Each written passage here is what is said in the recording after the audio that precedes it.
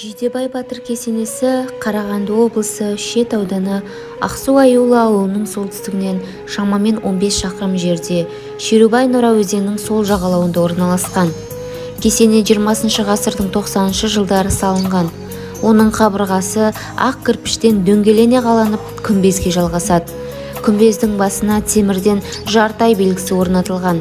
Кесененің кіре берісінде екі шағын мұнара және қара тастан жасалған екі тақта тас бар. Жылдың жылы мезгілінде шырақшы жұмыс жасайды. Жанында келушілерге арналған үй қарастырылған.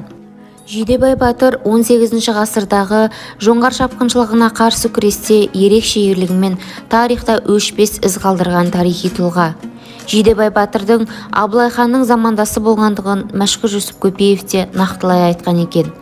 Абылай хан Жидебайды өте қиын, алынбайды деген қамалға, берілмейді деген бекініске, мықты деген жау күшіне жұмсаған. Мәшһүр Жүсіп Көпеев өзінің шежіресінде Абылай ханның 300-ге хан болған кезінде Әлтеке Сарым Жидебайды ханның атақты батырларының бірі және қолбасы деп атап өтеді. Жидебай батыр 100-ге келіп қайтыс болған.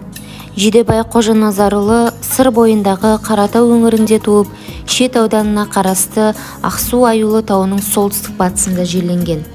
Ел аузында Жидебай батырдың шешендік қабілеті жайлы ақпараттар сақталған. Дегенмен оның шығармашылық мұрасы бүгінгі күнге дейін толық жетпей ұмытылған.